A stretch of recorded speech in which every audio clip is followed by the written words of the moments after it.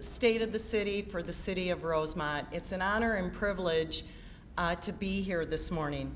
My name is Maureen Scallon-Fahler, and I am president of Dakota County Regional Chamber of Commerce. Lots of exciting things taking place right here in the city of Rosemount. And I'll tell you, it is an honor and a privilege to represent a wonderful, fine community. So thank you on behalf of Dakota County Regional Chamber to allow us to serve you. It does give me great pleasure to introduce our future speaker. William Drosty was elected in 2000 in his first term as mayor of Rosemount. Prior to his election, Mayor Drosty served on the Rosemount Planning Commission from 1995 to 2001. His service to the community includes current positions as chair of the Minnesota Valley Transit Authority Board of Directors, Minnesota Statewide Emergency Communications Board, Regional Council of Mayors, Metropolitan Council Land Use Advisory Committee, and he also serves on the National League of Cities Transportation Infrastructure and Services Committee. Mayor Drosty holds a Master's of Science degree in telecommunications from St. Mary's University in Minneapolis and a Bachelor of Science degree in business management from Upper Iowa University in Des Moines, Iowa. Bill is employed as a realtor with Keller Williams Preferred Realty. And prior to that, he worked 28 years in the communications industry for Quest Communications as an operation manager. It is now my privilege to bring Mayor Drosty to the podium. Thank you. Thank you, Maureen, and thank you all for being here. I especially appreciate all the things the Chamber does for our community, city, and throughout Dakota County.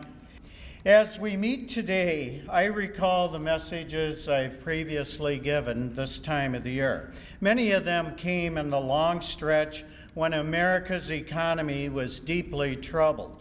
Finally, that is past. 2017 was a year of continued growth at our national, state, and local economies.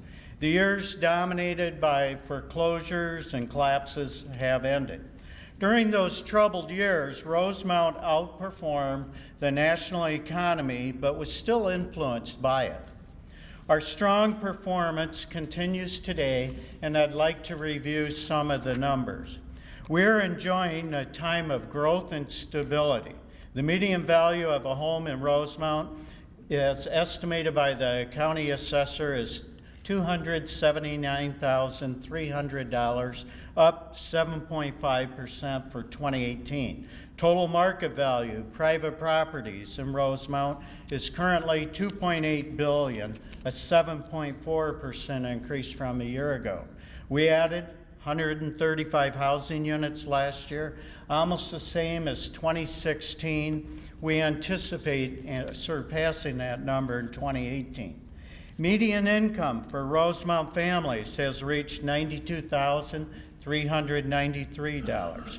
The unemployment rate in Dakota County is 3.2%, a better number than the state and national figures. At least it's better if you're looking for a job rather than trying to fill one. The demand for workers has emerged as a major challenge for employers. Rosemount's latest bond rating was AA+, one step from the top rating. The city's debt stands at $12.3 million, less than half the level of 10 years ago. We believe conservative approach encourages continued investments by the private sector, and you can see it on our main streets. Since early last year, we have seen reinvestments in Flegel's, First State Bank, Twin City Homes, Chipotle, and just before that, Arby's, and most recently, the new corporate building, state headquarters for Minnesota Energy, and I appreciate all of you being here. Thank you. We want to build on those successes, and the Rosemount Port Authority has contracted with a retail consultant to study and promote our market for more businesses that will serve our residents. Key to those efforts is demonstrating Rosemount's continued growth, evidence of more rooftops to provide customers for prospective retailers. Here's some of that evidence. Since the start of the year, planning approvals have opened the way for 89 lots in Greystone, 64 at Harmony, 40 in Prestwick Townhomes, 38 at Prestwick Place and another 38 under review, 30 at Dunmore and another 24 under review, 41 at Bella Vista, 225 at Rosemount Crossing, and 153 preliminary approved at Meadow Ridge. It adds up to 743 housing units, each one an opportunity for a family to enjoy a new home and for businesses that wish to serve them. Those are business opportunities, but they also require planning for services. Last year, we opened Greystone Park, our 29th. Minnesota is known for the great outdoors, its beautiful lakes, forests, and rivers. When building neighborhoods, we look for ways to connect our neighbors and trails that embrace the natural elements the area provides. And we're proud of our park system for doing just that. Last year, through a joint county, city, state effort, the improvements at Highway 52 bridge over County Road 42 led to a safer and more smoothly flowing interchange that will help the growth on the eastern half of our city. And we continue to invest in local streets. Rosemount's public safety personnel met the challenges last year. Preliminary figures show nearly 1,000 reported crimes in the city during 2017. As always, most were in categories like vandalism, fraud, driving under the influence, the less serious crimes, although we still take them seriously. Rosemount police responded to more than 16,000 calls for service. That was down slightly from the year before, but it still works out to roughly a call every half hour, 24 hours a day, 365 days a year. Earlier this year, the trade association known as National Council for Home Safety and Security ranked Rosemount as the third safest city in Minnesota. Our police department has an active outreach program encouraging community policing in which neighbors look out for the safety of other neighbors. Our department was the first in Minnesota with the Pink Patch Project, a public awareness campaign meant to bring awareness and attention to the fight against breast cancer. It also has programs like Coffee with the Cop, Shop with the Cop, and an athletic shoe drive for kids. And just recently, our police faced off against the fire department at the ice arena to raise money for the American Cancer Society. And I'm pleased to report they had no fights and the council wasn't invited to participate. That fire department is almost fully staffed, and we needed that personnel. They answered 744 calls last year, a 3% increase over the year before. As always, most of the calls were for help, not for fires, but for medical emergencies. Last summer, we brought on board a new public works director and city engineer, Brian Erickson, who joined us from Mounds View. Brian, would you please raise your hand? Thank you, sir.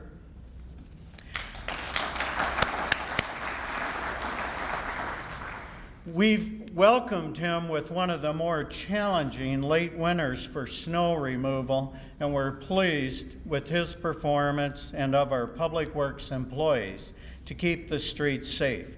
Brian adds to the strong management team under the leadership of our city administrator, Logan Martin. In December, Logan presented the award to the city's Employee of the Year, Virginia Lair, a member of the Finance Department.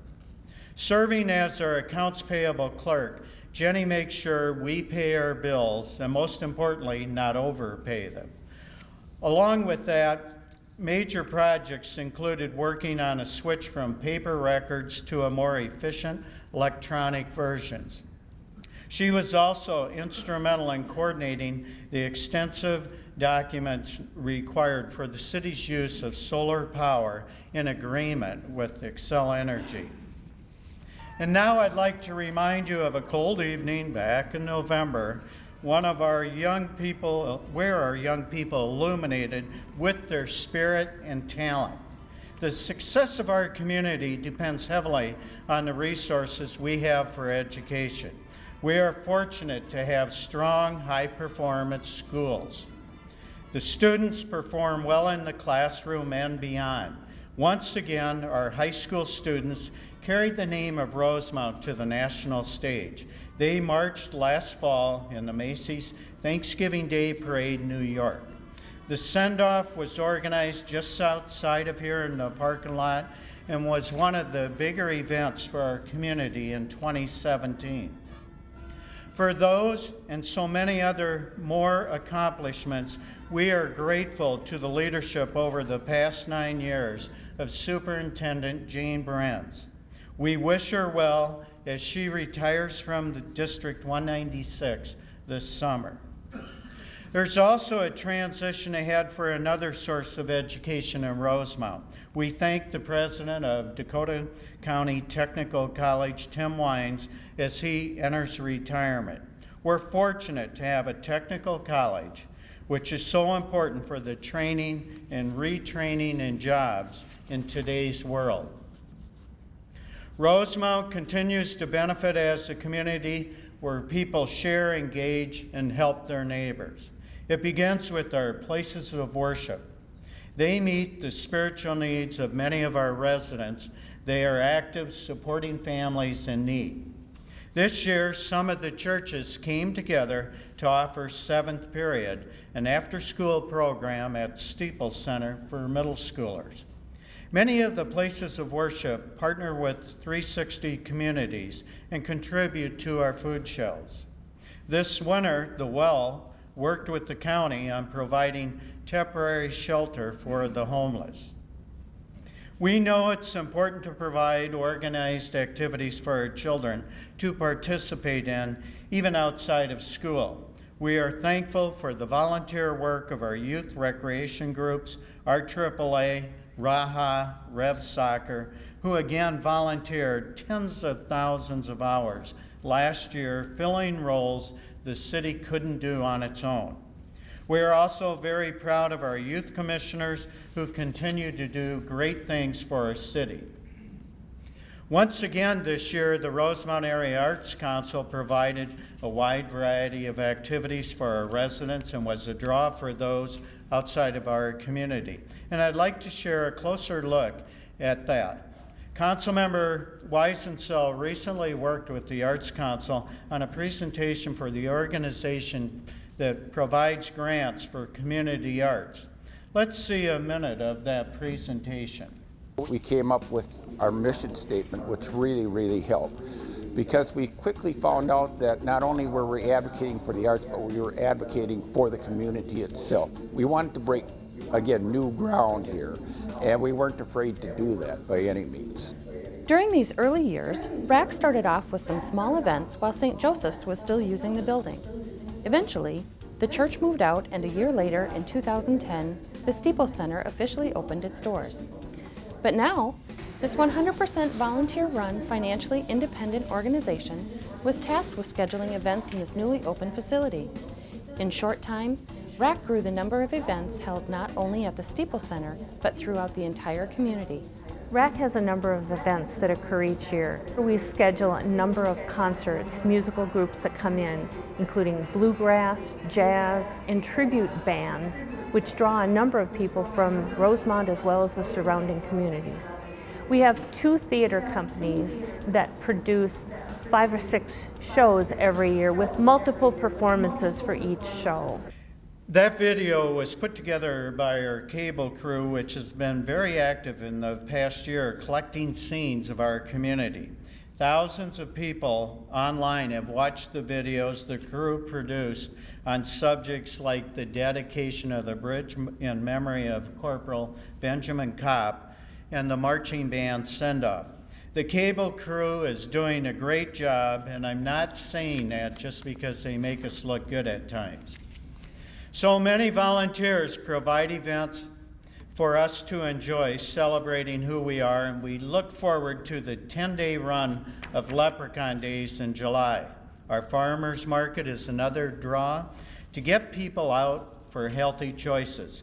In the fall, there's the Haunted Wood Trail, and keep an eye out for a food truck festival this fall too. It's a busy schedule, but we thought it was important to fit in another gathering. We wanted people to think spring, and we wanted to give our businesses and organizations a chance to market themselves. So we organized the first Rosemount Home and Business Expo, and we plan to repeat it next year. As we move to 2018, we know it's a year we must complete many long-term plans and projects. Our comprehensive plan to guide our growth through the year 2040 must be submitted to the Metropolitan Council by the end of this year.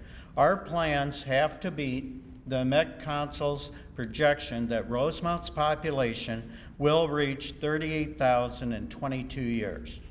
The draft must include plans for parks, housing, retail, business parks, and roads that will meet the needs to support the projected population. It also details things you don't see, like water and sewer infrastructure. The plan will show areas to be developed in Umore Park. For the last 11 years, we have been working to utilize this large space for the benefit of the community. Already, some firms, Dakota Aggregates, Hydraulics, Wells Concrete, have invested over $60 million in their operations on the site. The University of Minnesota reached an agreement with the developer Opus to market the first commercial parts of this property. I'd like to share a promotional video that Opus is using to attract prospects. There's no narration, but the message is very clear.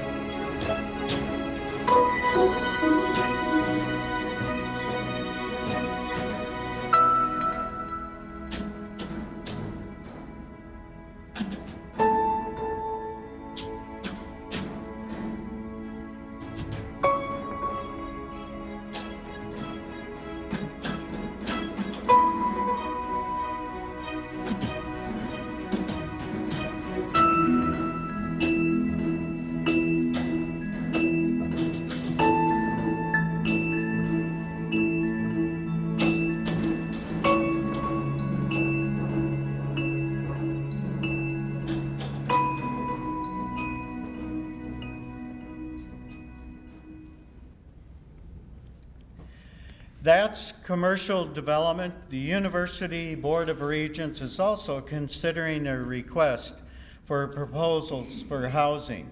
It would cover 436 acres with a variety of types of homes. We hope for clarity later this year on those plans that would expand our city substantially. Our work to improve transportation options in the city will continue this year. The county's project to make McAndrews Road safer by adding a center lane throughout will begin shortly. We also continue to work with the county on designs to improve Akron Avenue on the northern part of Rosemount. You remember the long list of housing developments in process. Those people will need recreation. So we will build our 30th park in Bella Vista subdivision named Horseshoe Lake. It is a new concept, a nature-based park with features for kids beyond the conventional playground. We'll also build more competition fields at Flint Hills. To meet the demand for more ice time to serve our hockey programs, the city is working with Ember Grove Heights on a proposal that would include Raha. This innovative partnership would cover a portion of the cost to repair a rink. It would give Rosemount programs a guarantee of primetime ice rentals. We're hoping the cost estimates come in at a level the city and Raha can support. For other recreational needs, the council has asked staff to explore a new community facility and whether the best approach would be to work with a consultant. The consultant would study the long-term need for a facility that would include a pool and other recreational items. As more residential developments reach the drawing board, the city will continue to study and work with developers, provide housing that meets the desire of residents to stay in Rosemount and serve all age ranges. We want to meet the need for residents to age in place and contribute to our vibrant community. We're also working with the National Guard to renovate our community center, this building 24 years after it was opened. We continue to look at possibilities to add city buildings to serve our growing community. The critical question is, when is the best time to bond and build? We appreciate District 196 is making investments to keep the high school and middle school up to date and safe for our children. We're pleased the school board recently purchased a site at Akron and Bon Air for a possible elementary school a few years from now. The city also must begin planning for the 2020 census. It's our role to make sure that the census has each and every address in Rosemount so that no person goes uncounted. One of the incentives for us in the state of Minnesota is that each counted person, the region can expect to receive $1,500 of federal aid annually, or $15,000 a person until the next census. That's money for services we'll have to provide, even if the count and the federal aid falls short. We also continue to emphasize our work to preserve Rosemount's environment. Last year, we pumped nearly 1 billion gallons of water. More than half of that consumed in just 4 months of the year, June through September. That averages 2.5 million gallons a day. Our peak day was nearly 3 times that, and it was on June 9th. Clearly, it pays if we all use common sense or water sense with a precious supply. That's why we took part in a Metropolitan Council's program that ended last year to encourage the use of water-stingy appliances.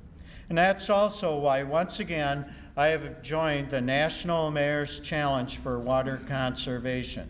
Our citizens can see simple ways to reduce consumption and pledge to take those steps. I encourage everyone to visit mywaterpledge.com before the challenge ends next Monday. The city's Environment and Sustainability Task Force will be busy this year in collaboration with Xcel Energy. It's an initiative called Partners in Energy intended to promote other ways to save on resources. Families who conserve those resources can cut their utility bills. It also spares the need to build greater capacity for our infrastructure, costs that would inevitably come back to our household budgets. We're asking much of our residents, but we're also trying to accomplish a lot. To make sure we're meeting the community's needs, we're asking more in new ways. We continue to expand our efforts at civic engagement. We encourage citizens to follow us on Facebook and Twitter. And in the last few months, we've added a neighborhood-based social media called Nextdoor to our communication efforts. We have also introduced a new online surveying system called Polkle that allows us to collect feedback in the community. Individual responses are anonymous, but if users choose to register with the service, we can confirm that the responses we get are from Rosemount. We also will be conducting a more traditional community survey this year. All of it is intended to determine what services Rosemount residents would like to have and how much they're willing to pay. As always, we have many ongoing tasks in city government. We are working alongside our volunteers, our civic groups, our business community, and everyone else who cherishes Rosemount's quality of life. I believe the quality of life is still improving, even as we grow and face new challenges. Clearly, the state of Rosemount is strong, and our opportunities are vast. As always, I ask that you join us with your ideas and your continued good work. Thank you.